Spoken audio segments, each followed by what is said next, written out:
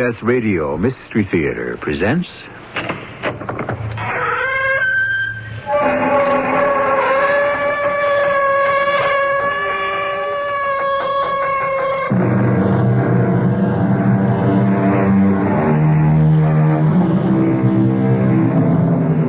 Come in. Welcome. I'm E.G. Marshall.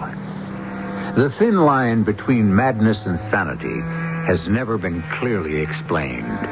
Not by doctors, poets, philosophers, or psychiatrists. Why is this man a fool, the other a philosopher? Can we determine the difference with a phrase or clause? Or perhaps one of the erudite Marx brothers put his finger on it best when he said, there ain't no sanity clause. Dr. Perkins, I'm engaged to be married to a veteran of the Vietnam War. But he's never able to get it behind him. It always haunts him. Does he work in the city? Oh, he's tried a number of different jobs, but he can't settle down to any one of them. Richard is like two people. Kind and loving, and then so erratic and uncontrollable. I don't know if I should marry him. Sometimes he frightens me.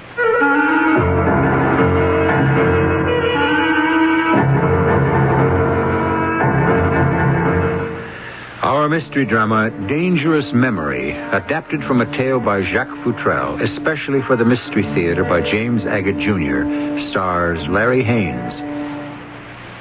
I'll be back shortly with Act One.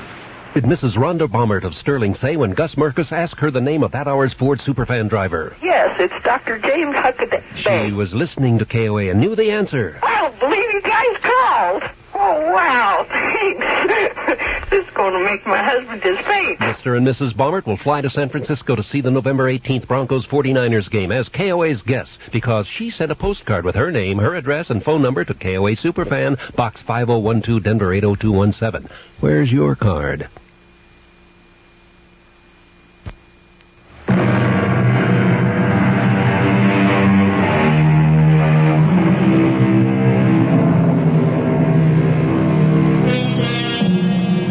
Our curtain rises on Greenwich Village, once the home of such notables as Walt Whitman, Eugene O'Neill, and Edgar Allan Poe. 200 years before that, Washington Square was a potter's field. So, it is said, the remains of paupers and criminals buried there to this day infect those who make the village their home. So it is said.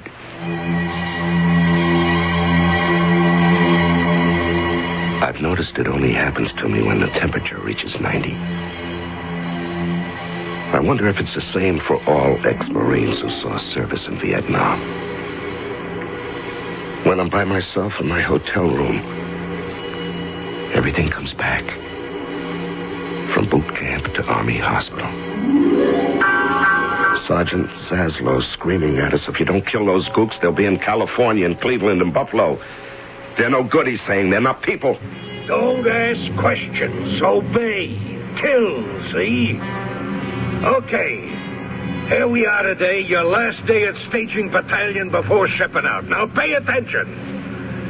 I brought along my little pet rabbit, and I'm going to show you what you can expect out there in the jungle.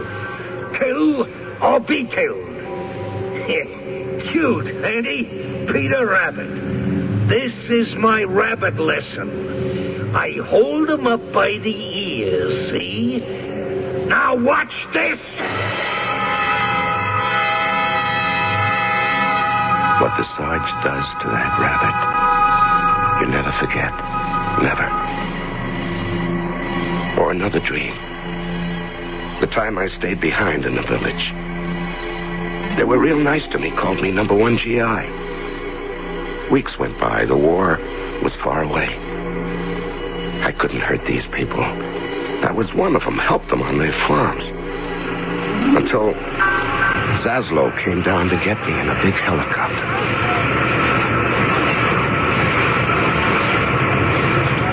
Hey, GI. Who, me? Yeah, you in that big Vietnamese hat. What you? Well, I'm just living here in this village. Oh, are you now? You think that hat's going to change the slant of your eyes? I'm not hiding. You're not fighting either, soldier. Well, I I couldn't take it. I'm living here peacefully with these people. Oh, ain't that nice? Richard Carey, is that your name? Yeah, 3rd Corps PFC. Well, did you know, Richard Carey, 3rd Corps, that I come all this way in that chopper to find you? Well, I'm doing more good here for the hearts and minds of the people. Now, why don't you just let me stay here until my time is up, okay? Let you stay here, huh? Make an exception in the case of Private Richard, 3rd Corps. Is that what you want? Did I read you right? Well, I'm happy here. I work with these people. I think you're crazy. Well, the 3rd wants you back. Somebody's got to be responsible for you. So back to Saigon we go, and we go now. Wave to your little friends, Richard. I'll show you how we thank them for taking such real good care of you. We'll fly real low so you can watch all their faces and they can see you. No.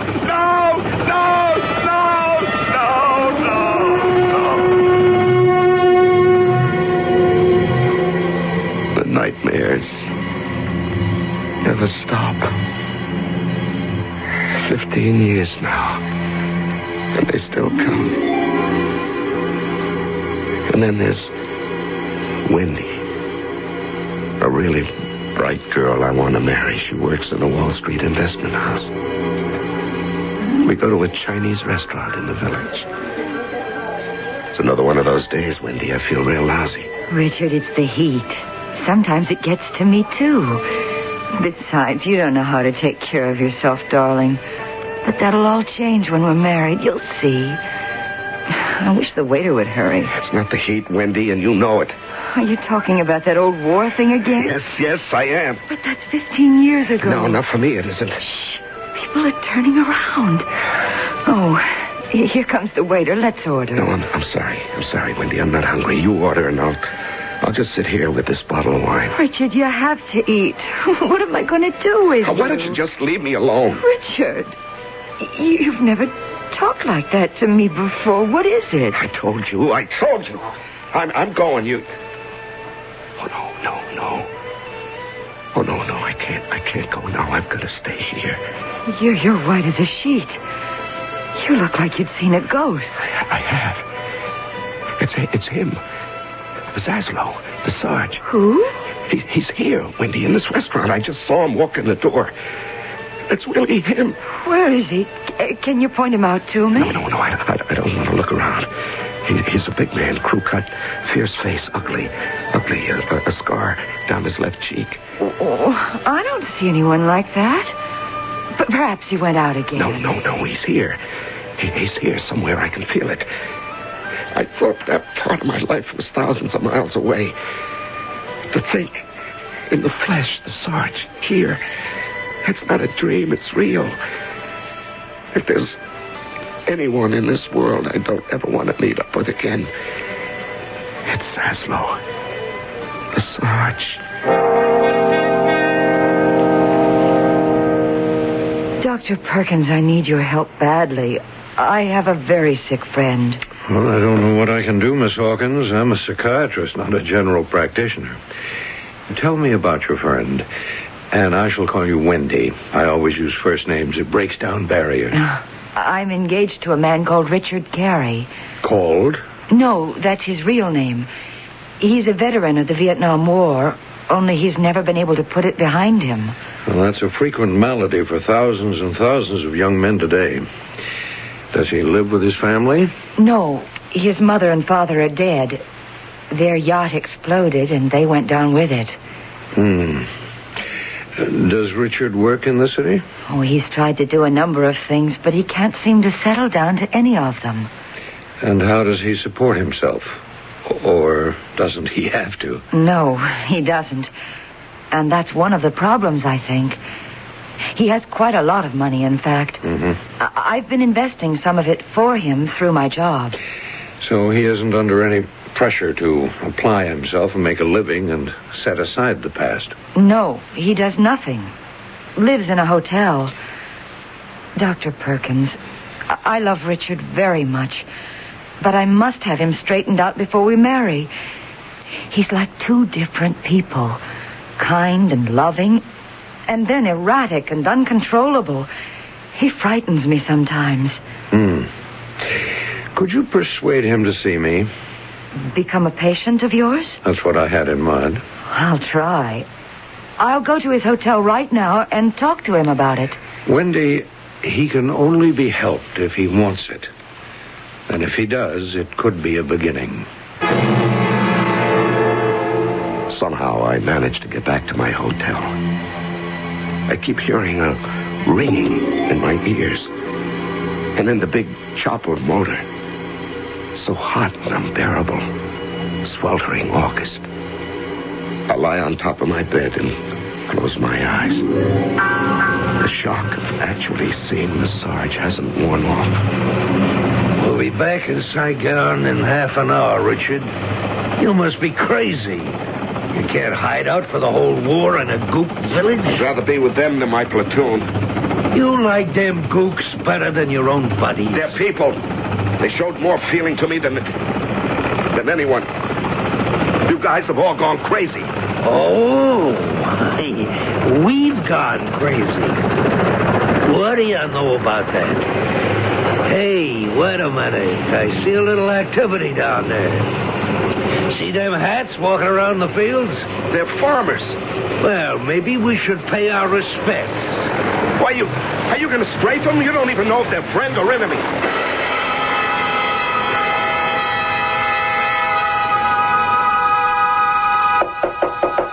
Richard?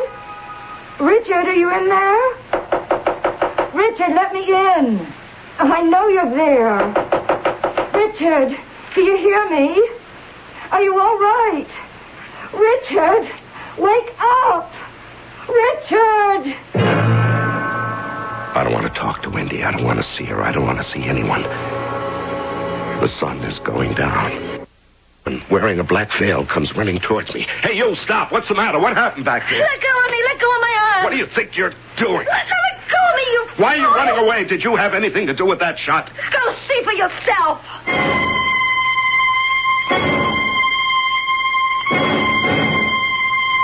Hey, you Rich. What? Don't move. Just stay right where you are. What's your name? Richard Carey. I'm a guest in the hotel. What room? Who are you? Why should I tell you? My name is Gannon, in charge of security for the hotel. You the one who called the office just now to report a gun being fired on this floor? Someone murdered? No, I don't think so. I thought not. You can put your arms down now. But I could have. I just don't remember. You don't remember? Well, the bell captain said a man rang the desk, someone reported a woman fired 2 shots and ran down the stairs. You didn't report that? Well, I guess I must have. I remember, though, she had on a black veil, a black dress. She had red hair. Oh, she won't get far. 19 flights of stairs and the police at the front and back doors with instructions to detain everyone leaving or entering. Now, Mr. Gannon, I feel an awful pain in my head, and the heat is killing me. Do you mind if I go back in my room and lie down? Mr. Carey, you'll have to put up with it. You're coming along with me. Now, which room did you hear the shots come from? The end of the hall. Oh, let's go. No, I can't. Honest, I can't. I don't feel well. Now, please let me go back to my room and lie down. You're acting very suspiciously. I suggest you cooperate with me.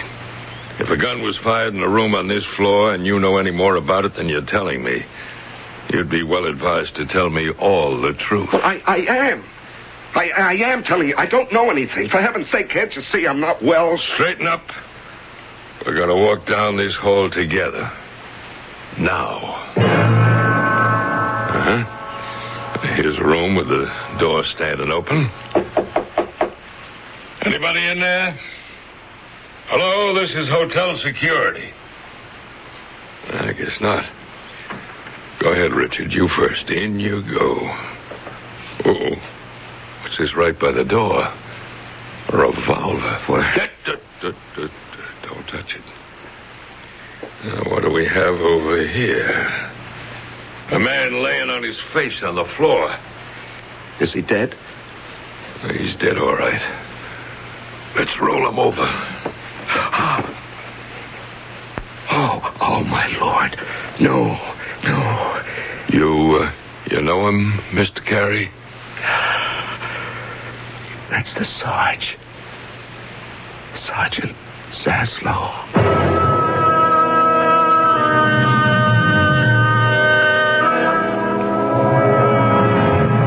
When a man is called upon and encouraged to do dehumanizing acts, especially in war, the weight of his actions can, finally, disfigure his mind. Add to that the sudden and unexpected appearance of Richard's sergeant, who now lies dead in a hotel room, and you have the elements of mystery sufficient, I'd say, to begin Act 2.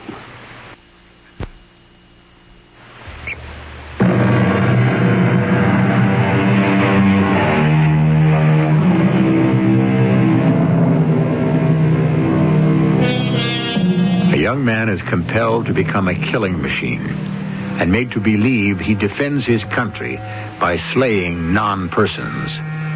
But in that very act, he too becomes a non-person. Isn't society asking too much of him, that he remains sane in an insane world? So you know the deceased, do you, Richard? I knew him. He was a sergeant in my outfit 15 years ago. I haven't seen him since. You haven't, hmm? No, wait a minute. Yes, just today in a Chinese restaurant. Oh, you keep changing your story so much I can hardly keep up with you. I better call down. John Gannon, I'm in room 1919. You get one of the policemen from the front door to come up here. Tell him there's been a murder and to call his precinct. Oh, you saw your old sergeant in a restaurant, but you didn't know he was booked into this hotel, huh? No, I didn't know he was a guest here. Was he? Martin Zaslow has been here a week. You and he are the only ones on his floor. They didn't find any woman answering your description. No one dressed in black with red hair. But I saw her. I held on to her. I stopped her. You don't believe me?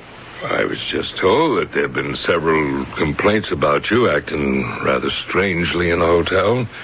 So I won't hold you to every word you say, Richard. What do you mean, strangely? Who said? The manager. Why, Don't get upset. It's nothing. You told me yourself you had a bad headache, the heat was bothering you. Maybe you can't remember everything you did. Well, I already told you I had no idea the Sarge was staying in this hotel. You've never been in this room? No. You weren't in here about the time the shots were fired. I tell you, no. All I know is I heard the shots. I came out of my room, and there was this woman with red hair running down the hall. I stopped her. I said, "What's the matter?" And she said, "Go see for yourself." Now, what are you trying to pin on me? You were not in this room. You never fired a shot at the deceased. No. Now, Richard, don't you know there wasn't any woman at all? It's all in your mind, You're crazy. No. I'm not the one. Now think, Richard. What motive did you have to murder your old sergeant? Now, what is this? Why me? Your hand, Richard. Your right hand. What? The back of it is covered with blood. Oh. Well, that must have happened when I helped you roll over the body. Oh, no, Richard, not then. I noticed it the first time I talked to you in the hall.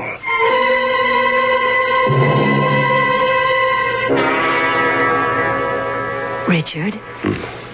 Richard? Wow. Oh, hi, Wendy. Yes, it's me. You've had quite a sleep. Where am I? In a hospital. You keeled over and they couldn't get you to come around. So they brought you here. How did you find out where I was? I tried to see you yesterday afternoon. I knocked on your door. You wouldn't answer. I've been in the hospital since yesterday. I think so. When I called your hotel today, they told me where you were. Wendy, I've got to get out of here. It's like Vietnam all over. It's crazy. Nothing makes sense. I see Mr. Carey's awake. Oh, yes. What is it? You want me to level with you, Mr. Carey? Yes. We identified the gun as one you brought back with you from Oh, Vietnam. no. That's not true. I wouldn't touch those things. I had enough of killing. Maybe so. In a few minutes, there'll be an officer in here. You'll be placed under arrest and formally charged with the murder of Martin Zaslow. Guess I'm in luck. They've decided not to take me out of the hospital. The doc said leave him here another 24 hours. That gives me time. I'm sure not going to lie here and let them railroad me into life imprisonment. When everyone's asleep, I'm getting out. And I'm going to find that woman with the red hair. Who is it? Wendy, it's me, Richard. Let me in. Richard. Turn off the lights. Close the door. And lock it. Good. Now go over to the window and take a look into the street. And don't move the curtain too fast. Very slowly. Well, sure. Sure, Richard. Well? See anybody hanging around? No, the street's deserted. Okay, come on back. Sit down. Oh, I am exhausted. Well, how did you get out of the hospital? I tied a couple of sheets together and waited till midnight, and I got out the window. Do you know something funny, Wendy? From the outside, that didn't look like a hospital at all. It was a suburban street way up in Fieldstone. I had just enough change for the subway. You don't think they'll look for you here? No, who knows about you and me? Nobody. Now, how could they connect us? Now, Wendy, you've got to help me. I didn't kill the Sarge. I know you didn't, Richard. Oh, I'm so tired. I have been running all my life. Can I spend the night on your sofa? Of course. You sleep, and we'll talk about it in the morning. Wendy? Yes? Which way is the bathroom? Just through there. First door on your left. I'm sorry I don't have an extra toothbrush. Is there a window in that bathroom? No. Okay, then I want to turn on the light so I can see. I've got to. Of course. I've got this blood stain on the back of my right hand, you see, and I've been trying to get rid of it. It won't come off. Now, if I scrub hard, maybe I can wash it away.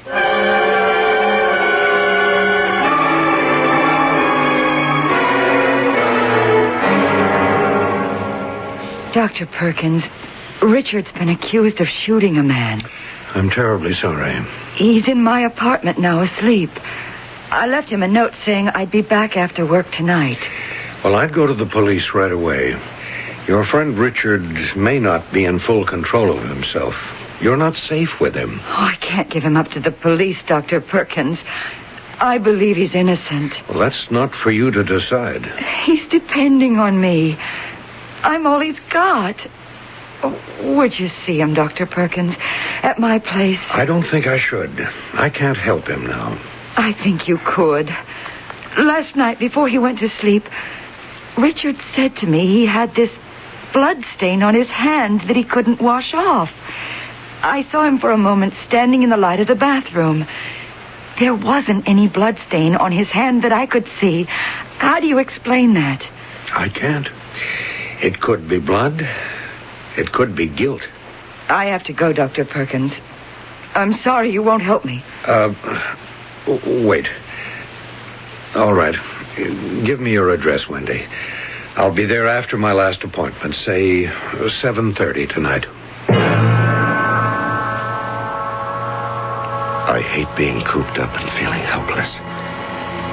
Had to wait all day till now. It's after 6. The maids have just left one shift. The hall is empty. I'm standing in front of room 1919, easing open the door. I just have this funny feeling that the clues I need are in there. And suddenly, I'm being grabbed from behind. Oh! I black out.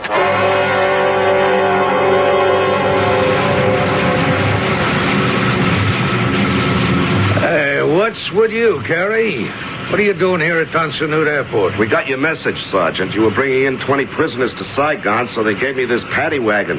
Told me to get going out here and pick him up. That's all I know. I don't know. You ain't gonna find no 20 VCs on this chopper. All we got is 2. All you got is 2 prisoners? These 2 out of 20?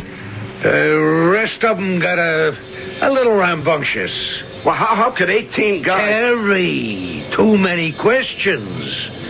You got 2 VCs, blindfolded, hands behind their back. All right, take them away. Well, what do I tell them in Saigon? Tell them they tried to escape. You want me to believe that? I don't care what you believe. Now get these 2 out of here. It's all so real. Who had murdered the prisoners? And suddenly I feel that pain where somebody cracked me on the skull. Where am I? You're throwing water in my face. Wake up, Richard. What?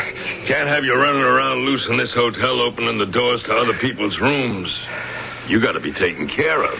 Where's the sergeant? Who?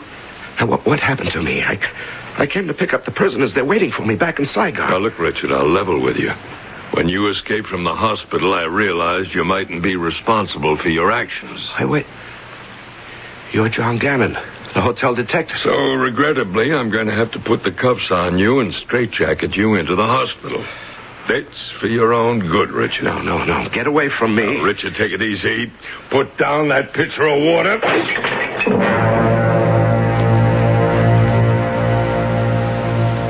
I don't know where Richard is, Dr. Perkins, and it's getting later and later. I'm so worried. Well, don't give it a thought. I'll wait with you a little longer. I'm so afraid he doesn't know what he's doing. I was sure that if he saw you and you could talk to him, it could help him. Wendy, you've done all you can. If Richard doesn't come back, you've got to tell the police that he hid here last night. You should have done it before. I guess so. But when you love someone, you don't always do the wisest thing. Wendy, let me in. It's him, Richard. That hotel detective Gannon, he found me inside. Who is this? Oh, this is Dr. Perkins, Richard, a psychiatrist. I've asked him to come up and talk with you. Richard, will you give him a chance? To do what? Just to talk, that's all. Oh, what can I say? You're here, I've got to stay here, so I've got to listen. Well, there's only one problem. It's 8 o'clock. This is a very small apartment, and I need to talk to Richard alone. Wendy, is there a friend of yours near here you could visit for about an hour? Well, I guess there's Gloria. Gloria Taggart? Splendid. Think you could drop over there just for an hour? Richard, Wendy told me all about what's been happening to you. Seeing your sergeant in a restaurant, the woman with the black veil and the red hair, the shooting, that hotel detective, your escape from the hospital. And I have to tell you that there's something about all this that just doesn't add up. You are the one who knows or sees what nobody else sees. You mean I'm lying? No. I think someone is taking advantage of you, of your memories, of your fears. Someone very smart. Are you saying there's some kind of a plot against me? Well, hallucinations rarely come in such detail. It's all too pat, too clever. But I do have these awful nightmares, which are very real to me. In the hotel, I dream about Vietnam, even flying in a chopper. Hey, last night, I slept on the couch you're sitting on, and there it was all over again. The hall of the hotel, the woman with red hair, my stopping her, the way she felt, the smell of her hair, it was all so real. What kind of a smell? Like lily of the valley. I smell that, too. Right now, here. You do? Wait a minute. Let me get up. There's something stuffed in the back of these cushions. Well, what do you make of this, Richard? A red wig.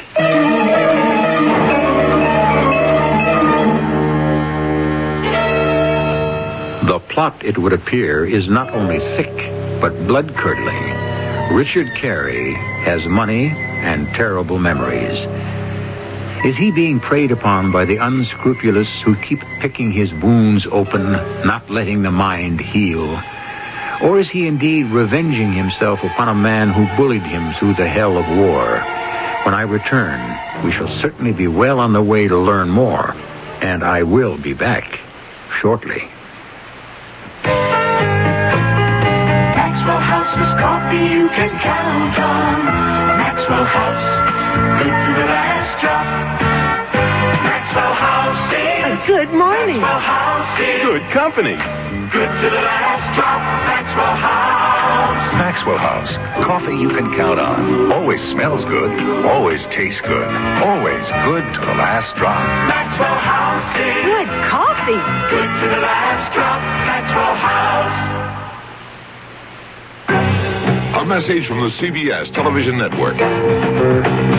Harry Truman said it best, the buck stops here. The American presidency has been called the world's toughest job, and covering it's a non-stop challenge. That's why the president doesn't make a move without Robert Pierpoint, Leslie Stahl, and Lee Thornton. CBS News White House team, Washington, or anywhere around the world. Cronkite and Company, only on the CBS Evening News. Hello.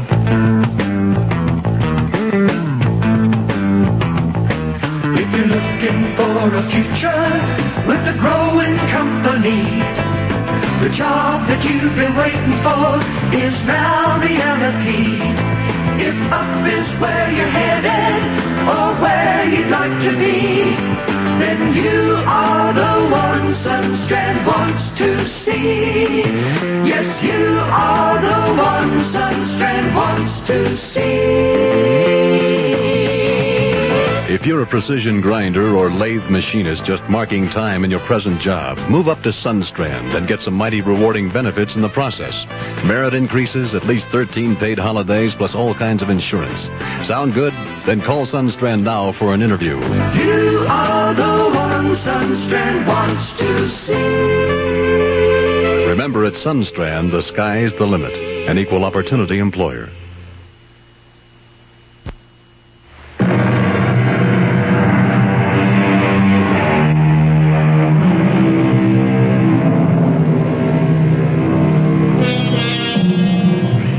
It is night in a small Greenwich Village apartment. A psychiatrist confronts an ex-Marine holding in his hand a red wig. Both are struck with the enormity of their conclusions. The psychiatrist looks at his watch. 9:15. Richard, do you trust me? I do. I think you're not safe here. Now, there's got to be an explanation. Wendy could not be the woman in the veil with the red hair. She couldn't. Look at the color of this wig. Look at the hairstyle. Are they similar to what you saw? Not similar, identical. But what could she have been doing there? She came to see me. Did she kill a Sarge? But why? I'm not accusing the girl you're engaged to marry of taking part in some extraordinary scheme, Richard. But I can't help thinking she knows more about this than she's owned up to. No, it's too much for me to believe. Wendy, no, that's not possible. Now, Dr. Perkins, I've known you for less than an hour. I've known Wendy for 6 months. We're engaged to be married. She handles all my money. I love her. It can't be. Don't stay here tonight, Richard. Don't. I'll tell you why I've been leery about all this since Wendy first came to see me. You believe there's been a murder. Believe?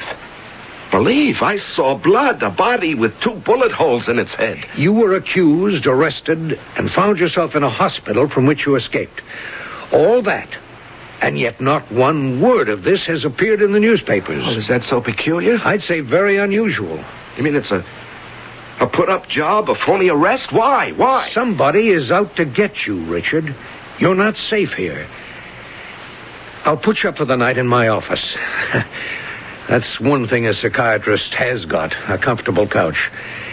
No one will think to look for you there. Now, you're saying that hotel detective isn't really a detective, that I wasn't really arrested? I'm saying that nothing is what it appears to be. Richard, I wish I could make you see it as clearly as I do. That I could convince you to see things as they are. Dr. Perkins, I think I do. Would you look at the back of my right hand? Now, what do you see? Nothing. It's true. It's true. Nothing. For days, there's been blood on that hand. I'm not surprised. Your mind could have put it there. Dr. Perkins, forgive me for calling you this late at home. He's gone. Disappeared again. Well, I can only tell you this, Wendy. Your friend Richard Carey is perfectly safe. He's safe? He's with you? Not with me, no, but I know where he is. When can I see him? Come to my office tomorrow. Will you do that? What time? 9 o'clock. Good night, Wendy.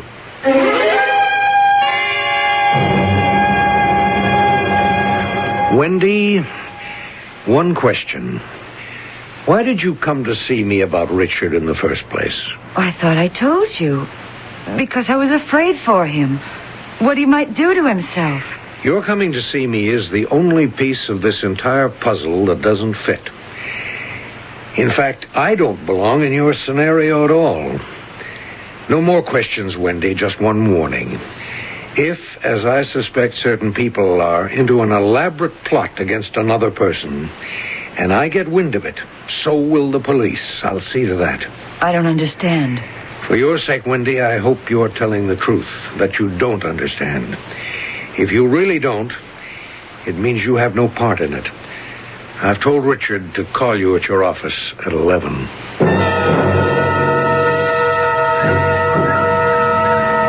Wendy, over here. Richard, I've been so worried. You didn't spend the night here on this park bench. No, I didn't. What happened to you last night? Where were you? Where did you go? I'm all right. Now, can we leave it at that? Wendy, I've been thinking about this. You know, I'm still not able to escape from all the things that haunt me, so I don't know if getting married right now is realistic for either of us. I don't care about that now. I just want you to be taken care of without that murder hanging over you. What did Dr. Perkins say? Oh, a lot of things. But he doesn't know you like I do, and he doesn't know how much I love you. I love you too, darling. But what are we going to do about you? You're hiding from the police right now. Am I? I don't understand you. Let me tell you what I don't understand, Wendy. That red wig hidden under a cushion on your sofa. Oh, that's where it is. What of it? Wendy, are you the woman in the hall with the veil and the red wig? What woman? In the hotel. Richard, have you forgotten? We bought that wig together. Don't you remember how we laughed about it? How I tried it on, and you said it'd be like you marrying two women? No, I don't remember. Oh, Richard, you're not well. You really aren't. All right, Richard, the game's up. You're coming with me. Now, don't kid yourself, Gannon. Now, Wendy, let go of me. No, Richard. Richard, go with John. For your own good. It's okay, I've got him. Up against the car. And now move. If you're twisting my arm, you're hurting me. Just take it easy, pal, till I get the handcuffs on you. Get away from me. Wendy, get out of the way. No, John, don't. John, did you have to hit him so hard? He's quiet, unconscious. Now give me a hand to get him into the back seat. Hurry up. We don't want a patrol car coming along asking what's going on.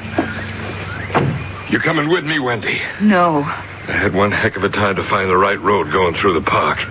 You told me the bench, but forgot to tell me the entrance. See you.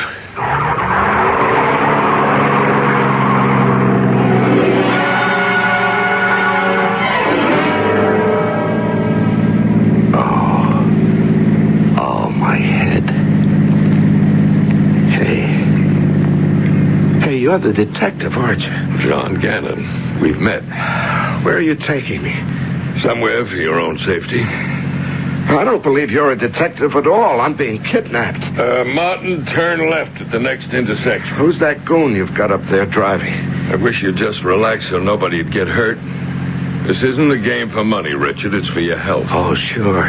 You got a long history of emotional disturbance. Why add to it? Relax. John? Do I keep going straight now or make a right turn at the T? It's the sergeant. What's that? Sergeant Zaslow. He's driving this car. That's him up in front. Oh, sure. And you and me are driving right up the Ho Chi Minh Trail.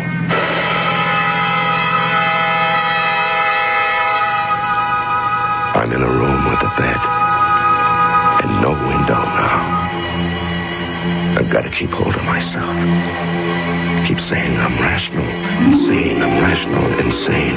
It was the Sarge driving the car, that he's not dead. But when he turned around, there was a bullet hole in his forehead with blood coming out. We're in deep trouble, Martin. It's not working. You've had Richard Carey in there 2 days now, Gannon.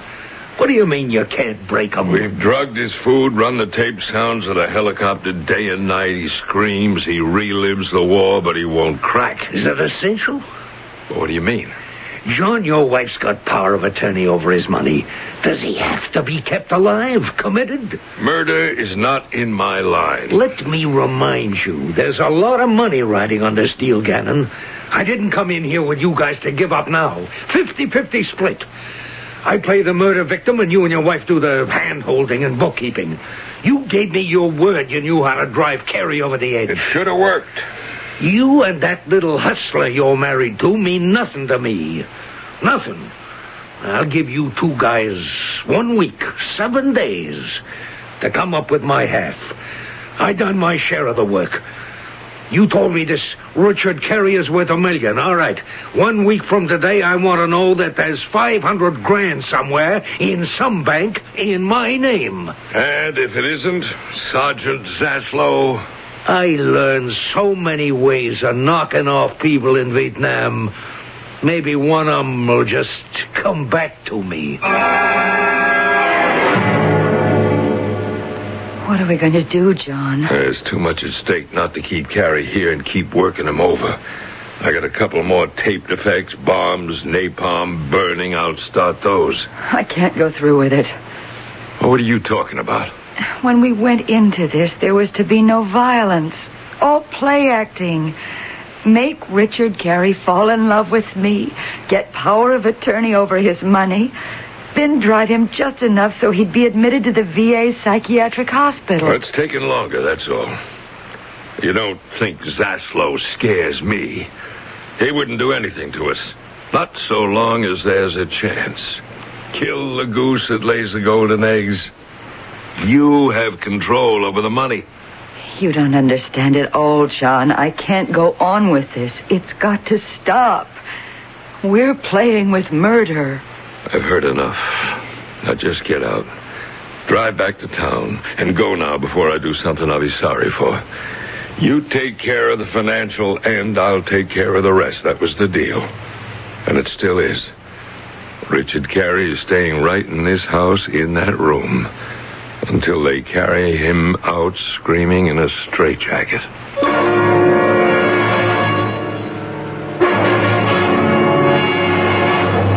Dr. Perkins, now you know the whole story. I'm glad you came to me, Wendy. I'd do anything to undo all the harm I've done.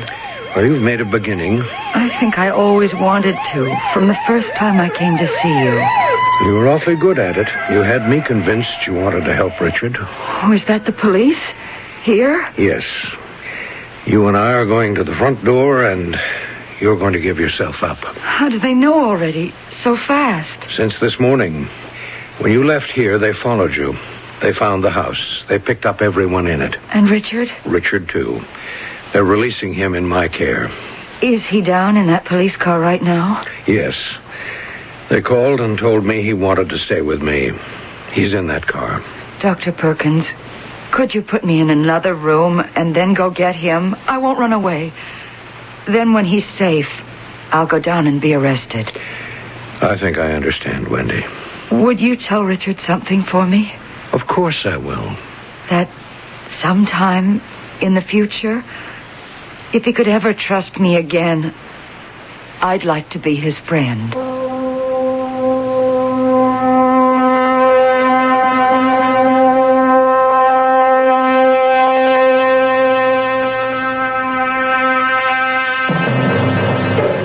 Our tale of greed, lust for money, and disregard for life took place in Greenwich Village, which, strangely enough, was the original site of public executions. Washington Square, where 150 years ago Lafayette saw 20 highwaymen hanged. Must the past always bring out the worst in the present? More on this when I return shortly.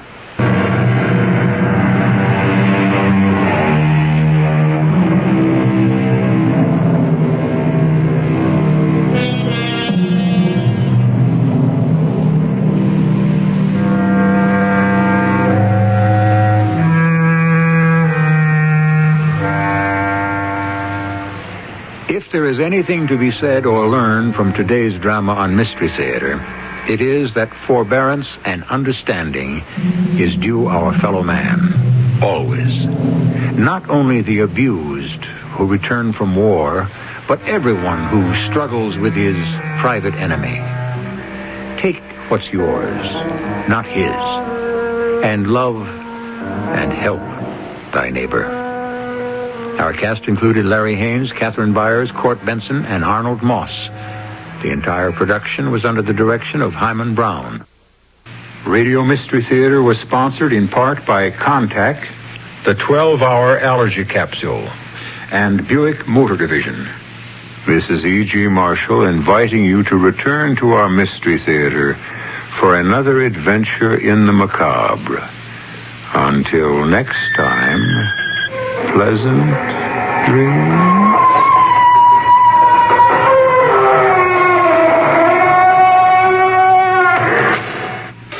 Volkswagen uncorks the Champagne Edition 2. There's something special, something we adore, with seats like velvet and plush carpets on the floor.